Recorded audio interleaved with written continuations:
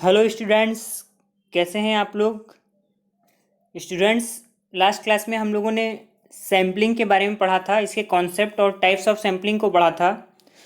तो types of sampling में हम लोगों ने देखा था कि दो टाइप की सैम्पलिंग होती है, प्रोबेबिलिटी और नॉन प्रोबेबिलिटी। और इसके अलावा हम लोगों ने देखा था जो प्रोबेबिलिटी सैम्पलिंग होता है उसके टाइप्स के बारे में पढ़ा था और वो होता क्या है उसको देखा था। अब आज हम लोग सैम्पलिंग का सेकेंड टाइप पढ़ेंगे जिसको हम लोग बोलते हैं नॉन प्रोबेबिलिटी सैम्पलिंग या असंभाविता प्रतिदर्शन। तो नॉन प्रोबेबिलिटी सैम्पलिंग या असंभाविता प्रतिदर्शन क्या होता है, स्टार्ट करते हैं। तो सबसे पहले हम ये समझने की कोशिश करेंगे कि नॉन प्रोबेबिलिटी सैम्पलिंग आखिर हम कहते किसे हैं। तो जैसा कि आपकी स्क्रीन पर दिख रहा होगा, in contrast to probability sampling where the probability of every member is knowable, in non probability sampling the probability of being selected is not known. जैसा कि प्रोबेबिलिटी सैम्पलिंग था हमारा संभाव्यता प्रतिदर्शन, उसमें हमें क्या है, किसी भी सैंपल के चुने जाने की जो प्रोबेबिलिटी थी वो पता थी, equal chance of selection and rejection था। बट जो नॉन प्रोबेबिलिटी सैम्पलिंग होता है आपका, उसमें किसी सैंपल के चुने और ना चुने जाने की जो प्रोबेबिलिटी है वो अननोन होती है। ठीक है। नेक्स्ट लाइन है, देखिए, non probability sampling techniques are quite arbitrary. यानी कि नॉन प्रोबेबिलिटी सैम्पलिंग या असंभाविता प्रतिदर्शन क्या है, ये स्वेच्छाचारी होता है। आर्बिट्रेरी मतलब इच्छा अनुसार। A population may be defined but little effort is expended to sure that the sample accurately represents the population. Population क्या है, इसको हम डिफाइन तो कर सकते हैं कुछ हद तक, लेकिन एक्यूरेटली डिफाइन नहीं कर सकते हैं। और सैंपल्स जो भी चूज करेंगे वो रिप्रेजेंट्स कर सकते हैं पॉपुलेशन को, और जरूरी नहीं कि वो रिप्रेजेंट करें ही करें। However, among other things, non probability samples are cheap and convenient. फिर भी नॉन प्रोबेबिलिटी सैम्पलिंग का फ़ायदा क्या है कि ये बहुत ही आसानी से सैंपल को सिलेक्शन करने में मदद देती है और कन्वीनियंट होती है। Types of non probability sampling are following. यानी अब हम लोग नॉन प्रोबेबिलिटी सैम्पलिंग के टाइप्स देखते हैं क्या क्या है। तो देखिए, आपकी स्क्रीन पर दिख रहा है, सबसे पहला टाइप है नॉन प्रोबेबिलिटी सैम्पलिंग का कन्वीनियंट, या इसी को हम और किस नाम से जानते हैं, हैफ्जार्ड या ग्रैब सैम्पलिंग या एक्सीडेंटल सैम्पलिंग या इंसिडेंटल सैम्पलिंग, या फिर अगर हिंदी में बात करें तो हम इसको कहेंगे प्रासंगिक सैम्पलिंग। हिंदी में हम बात करें तो क्या कहेंगे इसको, प्रासंगिक प्रतिदर्शन। सेकंड टाइप है आपका परपजिव सैम्पलिंग। थर्ड है आपका कोटा सैम्पलिंग। फोर्थ है आपका snowball sampling and last one is model instance sampling. तो अब स्टार्ट करते हैं, फटाफट देखते हैं।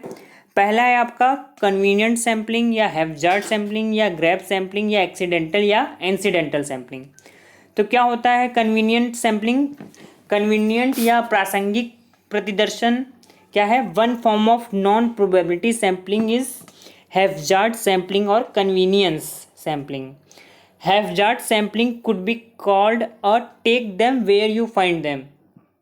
देखिए, हैफ्जार्ड का मतलब क्या होता है, take them where you find them, मतलब वहाँ से आप सैंपल पिक करिए जहाँ से आपको मिल रहा है। कैसे मिल रहा है, आसानी से, बिना किसी रेंडमाइजेशन के। देखिए, नॉन प्रोबेबिलिटी सैम्पलिंग की खासियत यही है, इसमें रेंडमाइजेशन नहीं होता। मेथड ऑफ ऑब्टेनिंग पार्टिसिपेंट्स, अगला है as the name suggest this involves collecting a sample from somewhere convenient to you. यानी कि आप सैंपल या रिसर्चर सैंपल कहाँ से कलेक्ट करता है, जहाँ से उसे आसानी से सैंपल जो है सुविधापूर्वक उपलब्ध हो जाएं। जैसे the mall, your local school, your church, sometimes called accidental sampling, opportunity sampling और ग्रैब सैम्पलिंग। यानी इसी को कन्वीनियंस सैम्पलिंग को ही हम देखिए कई नामों से जानते हैं। इसी को हम एक्सीडेंटल सैम्पलिंग कह सकते हैं, इसी को अपॉर्चुनिटी सैम्पलिंग कह देते हैं, इसी को हम कह देते हैं ग्रैब सैम्पलिंग। यानी कि इसकी कुछ खासियत की बात करें हम कन्वीनियंट सैम्पलिंग की, तो हम ये कह सकते हैं कि इसका जो क्राइटेरिया है कन्वीनियंट सैम्पलिंग का, वो ये कहता है कि सैंपल हम उन्हीं को सेलेक्ट करेंगे जो विलिंग हों, यानी जो इच्छुक होते हैं सैंपल बनने के, या जो पार्टिसिपेट करना चाहते हैं, जो ईजिली अवेलेबल होते हैं, अवेलेबल ईजिली। तीसरा क्राइटेरिया हम कह सकते हैं जो फिट हो, उस स्टडी में या उस रिसर्च में पार्टिसिपेट करने के लिए जो फिट हो, उसके योग्य हो। और चौथा हम क्या कह सकते हैं इसका क्राइटेरिया, जो टारगेट पॉपुलेशन को डिनोट करता हो, टारगेट पॉपुलेशन को डिनोट करता हो। तो इस तरीके से क्या है कि एक्सीडेंटल और इंसिडेंटल सैम्पलिंग या ग्रेप सैम्पलिंग या हैफजार्ड सैम्पलिंग क्या है, वो सैम्पलिंग है जो आसानी से रिसर्चर को उपलब्ध हो जाती है, जिसके लिए ज़्यादा मेहनत नहीं करनी पड़ती है, रैंडमाइजेशन नहीं करना पड़ता है। नेक्स्ट है आपका पर्पजिव सैम्पलिंग। पर्पजिव सैम्पलिंग को हम और क्या कहते हैं, पर्पजिव सैम्पलिंग यानी उद्देश्यपूर्ण सैम्पलिंग, या फिर हम इसको कभी कभी कह देते हैं जजमेंटल सैम्पलिंग भी कह देते हैं, कभी कभी हम इसको क्या कह देते हैं, जजमेंटल सैम्पलिंग भी कह देते हैं। यानी उद्देश्यपूर्ण सैम्पलिंग, उद्देश्यपूर्ण सैम्पलिंग, या फिर हम इसी को कह देते हैं जजमेंटल या फिर निर्णायक कह लीजिए, निर्णायक सैम्पलिंग। अब देखिए ये क्या होता है sorry, where the researcher chooses a sample based on their knowledge about the population and the study itself। यानी कि पर्पजिव सैम्पलिंग रिसर्चर वहाँ पर अप्लाई करता है जहाँ पर उसे ये पता होता है कि उसका उद्देश्य क्या है, और वो अपने उद्देश्य के अकॉर्डिंग अपने पॉपुलेशन को, जनसंख्या को जानता है कि उसे वो टारगेट पॉपुलेशन कहाँ मिल जाएगी। आगे क्या है, the study participants are chosen based on the study's purpose. यानी कि स्टडी के पर्पस पे बेस्ड होता है पार्टिसिपेंट्स को चूज करना। They are several types of purposive sampling. The purpose is to obtain a sample of people who meet some predetermined criterion. यानी कि जो रिसर्चर होता है वो उन्हीं सैंपल्स को सेलेक्ट करता है जो उसके उद्देश्यों या जो उसका पर्पस है, उसके प्री डिटरमाइंड जो क्राइटेरिया है उसकी कसौटी पे खरा उतरते हैं जो सैंपल, उन्हीं को वो चूज करता है। आगे देखिए, purposeful sampling is often used in qualitative research. Purposeful sampling का हम यूज़ अधिकतर कहाँ करते हैं, क्वालिटेटिव रिसर्च में करते हैं, जैसे कि इन केस स्टडीज़ एंड एथनोग्राफीज। देखिए जो केस स्टडी और एथनोग्राफी होता है उसमें क्या होता है, पार्टिसिपेंट्स जो होते हैं वो रिसर्चर अपने सैंपल या और अपने टारगेट या अपने कह लीजिए एम के अकॉर्डिंग चूज करता है। आगे देखिए क्या है, purposeful sampling allows the researcher to select those participants who will provide the richest information. Purposeful sampling में जो रिसर्चर होता है उन्हीं पार्टिसिपेंट्स को सेलेक्ट करता है जो कि उसको फुल ऑफ या रिचेस्ट इन्फॉर्मेशन दे सकें उस रिसर्च से related. Those who are the most interesting and those who manifest the characteristics of most interest to the researcher.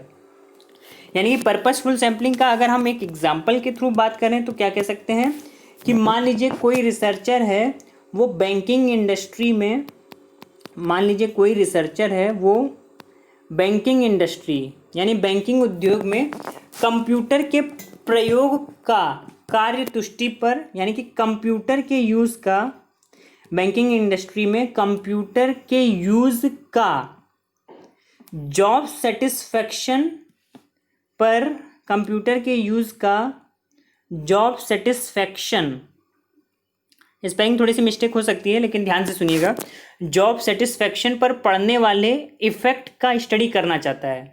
यानी कोई रिसर्चर बैंकिंग इंडस्ट्री में कंप्यूटर के यूज़ का जॉब सेटिस्फैक्शन पर पड़ने वाले इफ़ेक्ट का अध्ययन करना चाहता है, और वो जानता है कि कंप्यूटर का प्रयोग होने से बैंक में कम व्यक्तियों की ज़रूरत होगी। वो क्या जानता है कि कंप्यूटर का प्रयोग होने से बैंक में कम व्यक्तियों की ज़रूरत होगी, क्योंकि कंप्यूटर कई व्यक्तियों का काम क्या करता है, अकेले कर लेता है। तो इससे क्या है कि इससे ये स्पष्ट पता चल रहा है कि इसके प्रयोग से अस्थायी कर्मचारी की छंटनी होगी, यानी जो टेम्परेरी एम्प्लॉयर्स हैं उनको शॉर्ट आउट कर दिया जाएगा। अतः उन लोगों की कार्य संतुष्टि कम होगी, यानी कि उन लोगों का जो जॉब सेटिस्फैक्शन है कम होगा, किनका, जो टेम्परेरी कर्मचारी हैं, एम्प्लॉय हैं।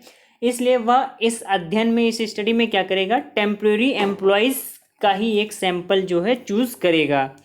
यहाँ उसे यह विश्वास हो जाएगा कि कुछ अस्थायी कर्मचारी क्या है, पूरे अस्थायी कर्मचारियों के समूह का प्रतिनिधित्व कर रहा है, यानी कि वो ये सैंपल उसे आसानी से मिल जाएंगे। तो ये है आपका पर्पसिव सैम्पलिंग। नेक्स्ट सैम्पलिंग है आपका कोटा सैम्पलिंग। नेक्स्ट सैम्पलिंग है आपका कोटा सैम्पलिंग। अब देखिए कोटा सैम्पलिंग क्या होता है, वेयर द ग्रुप्स, यानी कि मैन एंड वुमेन, जैसे एक एग्जाम्पल के तौर पे, in the sample are proportional to the groups in the population, यानी कि जहाँ पर जो ग्रुप्स होते हैं वो पॉपुलेशन के रिस्पेक्ट में एक अनुपात में होते हैं, प्रपोर्शन में होते हैं, वो क्या कहलाता है? वही है आपका कोटा सैम्पलिंग। कोटा सैम्पलिंग क्या है? A third form of non probability sampling. A researcher who uses this technique chooses a sample that reflects the numerical composition of various subgroups in the population. Thus, quota sampling is similar to the stratified random sampling procedure previously described. देखिए, जो आपका Kota sampling होता है, बहुत ध्यान से समझिएगा, Kota sampling जो होता है वो प्रोबेबिलिटी सैम्पलिंग का एक पार्ट है। Stratified random sampling last class में मैंने बताया था, सेम उसी की तरह है, इसीलिए कन्फ्यूजन हो जाती है कोटा सैम्पलिंग और स्ट्रेटिफाइड रैंडम सैम्पलिंग में। बस दोनों में डिफरेंस क्या है? दोनों में डिफरेंस है रैंडमाइजेशन का। जो स्ट्रेटिफाइड रैंडम सैम्पलिंग है वो प्रोबेबिलिटी सैम्पलिंग है, और उसमें हम क्या करते हैं? रैंडमाइजेशन, यानी रैंडमाइजेशन का क्या मतलब है? Equal chance of selection and rejection of samples.